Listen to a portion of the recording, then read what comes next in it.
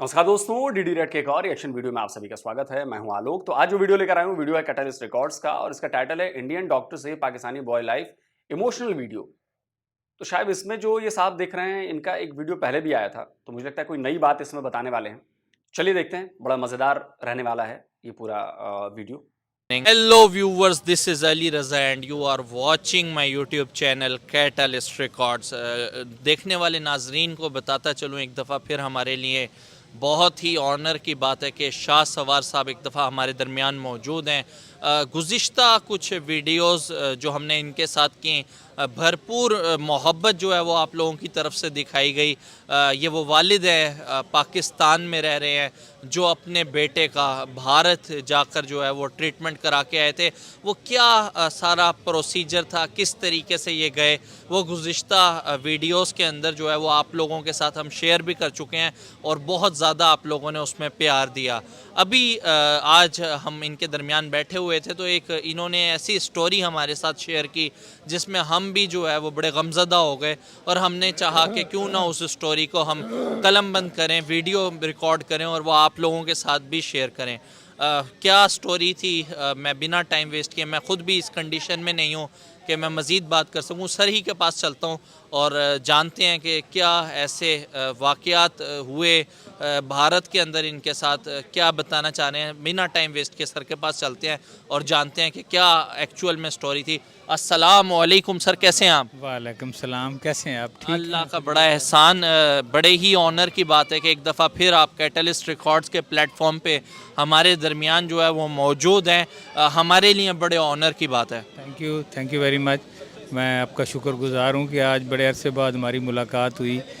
मैं भी कोई ऑफिशियल मैटर्स में मसरूफ़ रहा और फिर वर्ल्ड कप भी था, तो इस तरह मुलाकात नहीं हो पाई। तो इंशाल्लाह मिलते रहेंगे, जो भी बात होगी वो हम करते रहेंगे इंशाल्लाह। एक अच्छा वक्त भी गुज़रा है, उसमें बहुत सारे उतार चढ़ाव भी आए, खुशी के लम्हात भी थे और दुख के और गम के लम्हात भी थे। और वो एक इन सारी इन कैफियत का जो सारा एक्टिविटीज़ थी, वो मेरे लिए एक याददाश्त है या सफ़रनामा है। और मैंने वहाँ से बहुत कुछ ऑब्ज़र्व किया है, सीखा है। डिस्पाइट दैट कि एक ऐसा मुल्क जहाँ मुझे थोड़ा सा शुरू में एक खौफ सा था या थोड़ा डर था कि मैं बाहर जाऊँ तो कोई मुझे कुछ कहे ना, लेकिन वक्त के साथ वो चीज़ आहिस्ता आहिस्ता क्लियर होती गई। जैसे धुंध छट गई, लोग मिले तो बड़े प्यार से मिले, बल्कि मैं जहाँ भी गया, किसी बस में बैठा हूँ तब भी सीट दी, सारा कुछ किया, तो मेरी वो कैफियत तो ख़त्म हो गई। मुझे याद है कि जो चीज़ आज मैं आपको बताना चाहूँगा कि हम वहाँ गए, सारा कुछ हुआ। तो एक जिस दिन ऑपरेशन था मेरे बेटे का, तो उस वक़्त सुबह 5 बजे उन्होंने कहा। पहले एक दिन उन्होंने बता दिया था कि हम सुबह 5 या 5:30 बजे बच्चे को लेंगे। तो ऑपरेशन थिएटर के मेन गेट तक तो हम दोनों माँ बाप दोनों साथ उसके गए। फिर उन्होंने मेरे बेटे हसन को कोई जो ड्रॉप्स उसके मुंह में डाले, तो उसके बाद ना उसको नींद आने लगी। तो मुझे कहता है, अबू मुझे नींद आ रही है, जब मैं जागूँ ना तो मेरी बात वासफ भाई से कराना, बड़े भाई का बताता है। मैंने कहा ठीक है, आप सो जाएं, जब तुम जागोगे ना तो मैं तुम्हारी बात भाई से करवाऊंगा। तो इसी दौरान वो जब सो गया ना, तो फिर उसको वो स्ट्रेचर अंदर लेके गए। उसके बाद उन्होंने कहा कि ठीक है, आप बाहर इंतज़ार करें। अब वहाँ से जो था, हम बाहर बैठ गए लॉन में, लेकिन मैं समझता हूँ कि वो लम्हात आज भी मैं याद करता हूँ ना, तो अजीब सी कैफियत बनती है कि हम मियाँ बीवी दोनों बाहर बैठे हैं, साफ़ सुथरा माहौल है, बड़ी फ़ज़ा अच्छी है। बंगलोर का वैसे ही बड़ा प्यारा सा सारा सीन है। हम आपस में कोई बात नहीं करते, मतलब हम किसी मौजू पे बात नहीं कर पा रहे। कई वक्त गुज़र गया, जो हमें कोई अच्छे अल्फाज आते थे, कोई कुरान हदीस या कोई, उनको हम याद कर रहे हैं, कोई तस्बीह पढ़ रहे हैं या कुछ तौबा इस्तग़फ़ार कर रहे हैं कि या रब्बुल इज़्ज़त हम यहाँ हैं, हमारी मदद फरमा। अच्छा, इस दौरान अब पता नहीं उसकी क्या कैफियत थी, तो मैं ये सोच रहा था कि क्या बनेगा अगर खुदा न खास्ता बच्चे को वो चीज़ जिसके लिए हम आए अगर ना हो सकी, तो मेरी वापसी कैसे होगी? मैं कैसे संभालूंगा इस माँ को भी, उस बच्चे को भी, और वापस सबको क्या बताऊंगा? इस दुख की वजह से मैं कोई ना मुस्कुरा रहे थे ना रो रहे थे, क्योंकि मर्द को वैसे भी जेब नहीं देता। तो काफ़ी टाइम गुजर गया, 9 बज गए, 10 बज गए। हमने इस दौरान दोनों ने अपने मोबाइल बंद कर दिए कि हमें कोई डिस्टर्ब ना करे। मतलब हम ये समझते थे कि अगर कोई पाकिस्तान से फ़ोन आता है तो शायद हम प्रॉपर उसको रिप्लाई भी ना कर सकें। मतलब हम बात भी करते थे तो हमारी वो ना ज़बान में वो मजबूती नहीं थी लहजे में। तो हैरत की बात है कि हमने सिर्फ वन वे सोचा। वही कैफियत कहीं मेरे घर वालों की थी, उनको भी पता था कि आज हसन का ऑपरेशन स्टार्ट हुआ है। तो कोई 11 बजे वो स्पीकर पे ना माइक पे बोले कि मास्टर हसन। तो हम दौड़ के रिसेप्शन पे गए। हमने सोचा शायद ऑपरेशन मुकम्मल हो गया होगा, लेकिन आगे उन्होंने कहा कि आपका PTCL पे फ़ोन है, जो नारायण हरद्वाला हॉस्पिटल का अपना लैंडलाइन था। तो मेरा बड़ा बेटा जो है वासब वो बात कर रहा था, तो तकरीबन रोने वाले अंदाज में कहता है, अबू हसन का क्या हाल है? तो मैंने कहा बेटा अभी ऑपरेशन तो शुरू है। तो कहता है आपने फ़ोन बंद किया हुआ है और हम लोग तकरीबन बुरी हालत में, बड़ी आकवर्ड और मिजरेबल कंडीशन में पड़े हैं कि आपका राब्ता नहीं हो रहा, तो फ़ोन तो चलाएं। मैंने कहा बेटा हमने फ़ोन बंद किया है कि हमसे बात नहीं हो पा रही, हम कैसे आपको बताएं कि ये एक ऐसी सिचुएशन है जिसका अंदाज़ा हमें नहीं था। तो अब ये दुआ करें जो आप अल्लाह को, अल्लाह के नेक बंदों को याद कर सकते हैं, अपने गुनाहों की माफ़ी मांगें, तो खुदा हमें इस इम्तिहान से सुरखरू करे और हमारे बेटे को रब ज़िंदगी दे। तो इस दौरान फिर फ़ोन बंद करके फिर हम आके ना उसी प्लाट में बैठ जाते हैं। तो काफ़ी देर तक, थोड़ी देर बाद कभी साथ, मैंने बताया था कि मस्जिद भी है, वहाँ मंदिर भी है, गुरुद्वारा भी है, गिरजा भी है, जिसका जहाँ चाहिए चाहे चला जाता है। बड़ी आज़ादी, कोई हाँ किसी को कोई नफ़रत की निगाह से नहीं देखता, कोई किसी को रिस्ट्रिक्शन नहीं देता।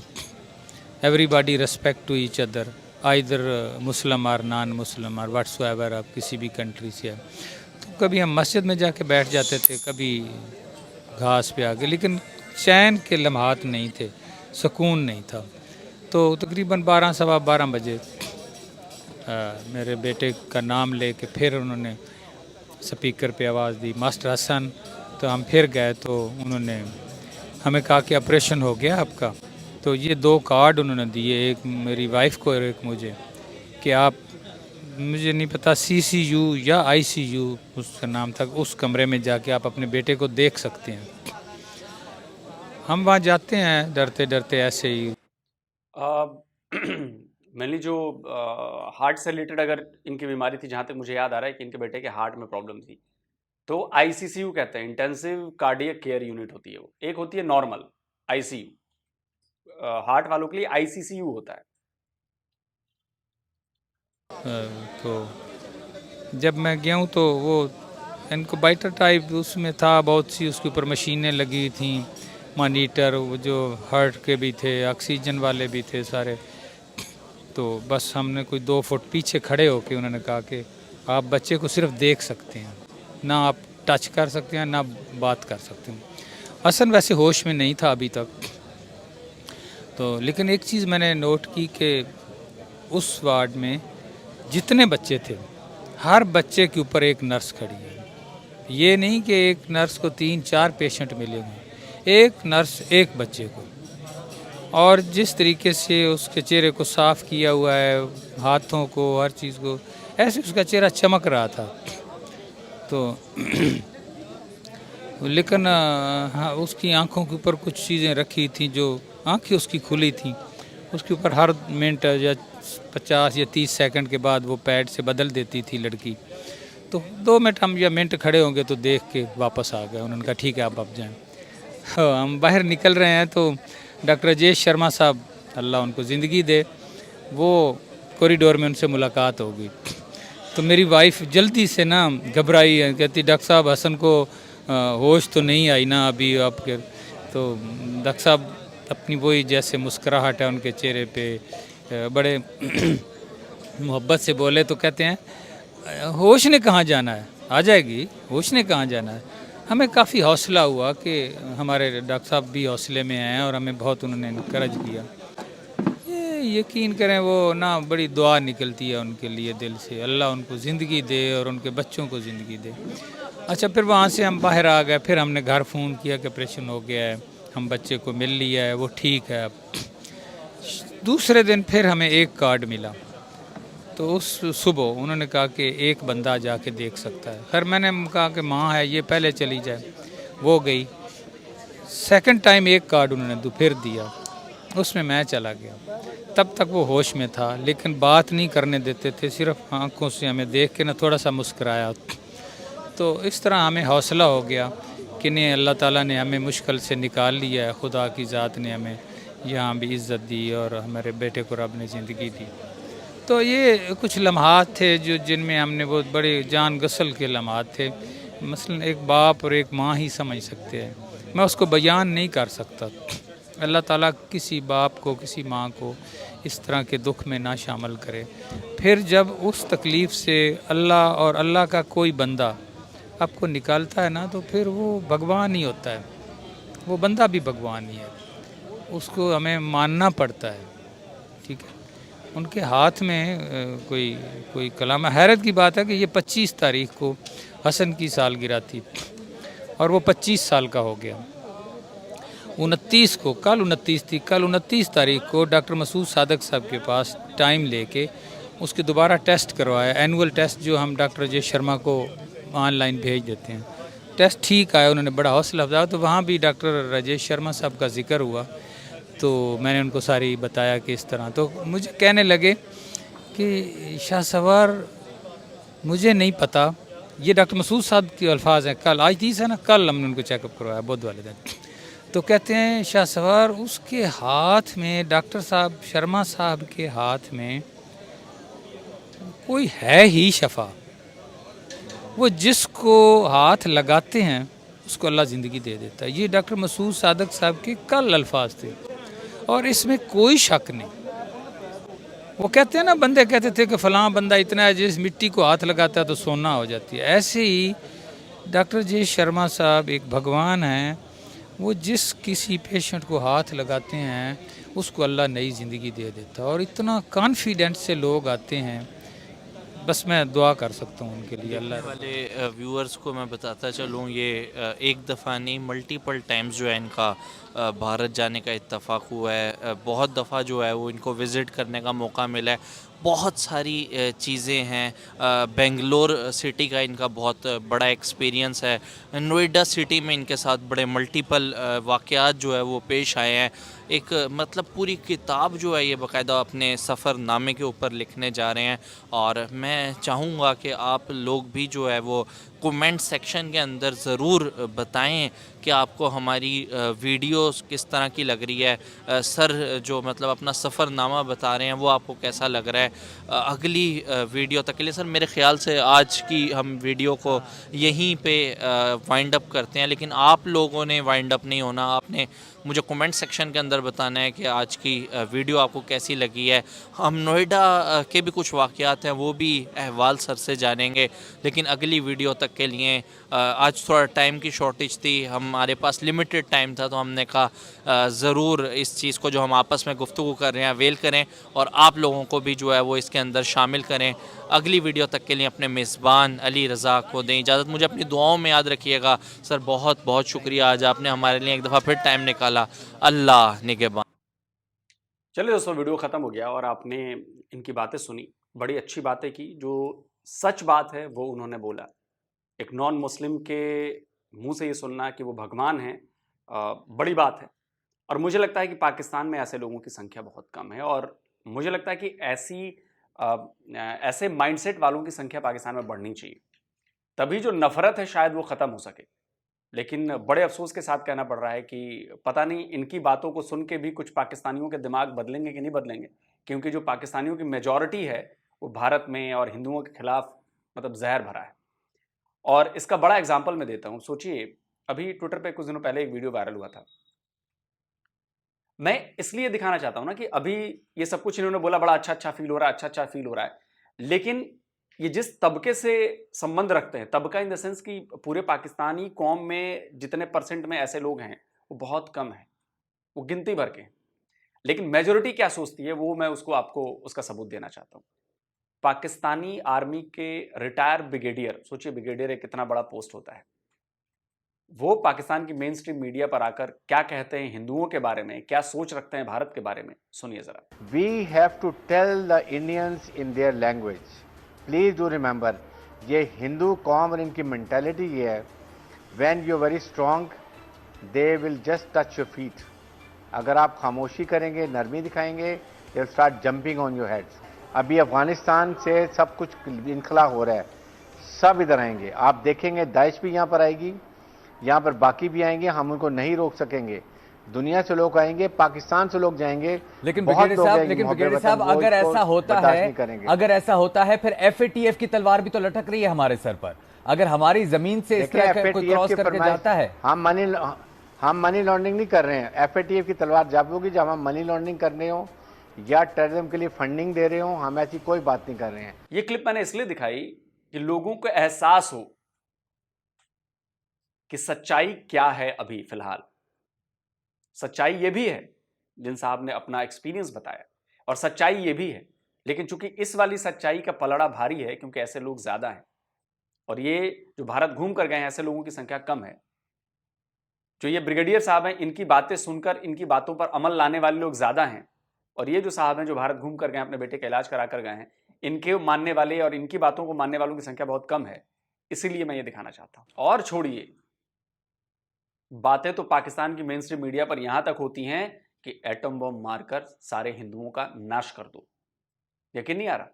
सुनिए। दूसरा, हमें ये बताना है दुनिया को कि हमारा जो न्यूक्लियर है वो कोई फूलों का गुलदस्ता नहीं है जो हमने कानस पर सजा के रखा हुआ है। और यह भी दुनिया को बताना होगा कि हम तो तबाह हो जाएंगे लेकिन हिंदुस्तान भी तबाह हो जाएगा। सर दुनिया तबाह हो जाएगी, लेकिन नई रिसर्च के मुताबिक लेकिन दुनिया 90% इफेक्ट हो जाएगी। लेकिन 56 कंट्रीज हैं जहां मुस्लिम कंट्री, इस्लाम जिंदा रहेगा, हिंदुइज्म जो है वो एक ही जिसका वो खत्म हो इजराइल भी एक है और यानी यहूदियों का भी एक मुल्क है, that will be and so we should make it very clear. सुन लिया आपने?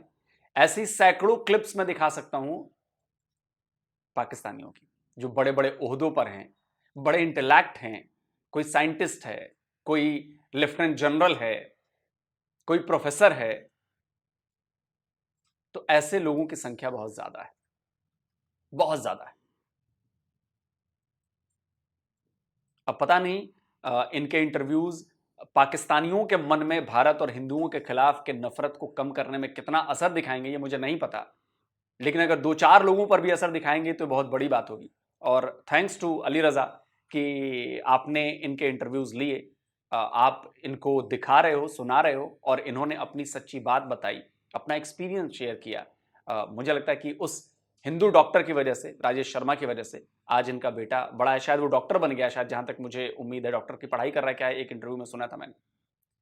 तो ये पाकिस्तान के लोगों को समझना पड़ेगा कि हिंदुस्तान और भारत के बारे में जो कुछ भी आपको बताया जाता है, दिखाया जाता है, हकीकत में वैसा है नहीं। आप में नफरत भरी जा रही है, जबकि इधर नफरत नहीं है। हमारे में नफरत नहीं भरी जाती, हमें नफरत पढ़ाई नहीं जाती, हमारे घरों में पाकिस्तान को लेकर नफरती बातें नहीं की जाती, इसलिए हमारे अंदर निगेटिविटी बहुत कम होती है, बहुत कम होती है। और अमूमन हमारे घरों में पाकिस्तान को लेकर बात भी नहीं होती, क्योंकि हमारे पास ऑलरेडी हमारे पास इतने टास्क हैं, इतने काम हैं कि हमें किसी और के बारे में बात करने की फुर्सत ही नहीं मिलती।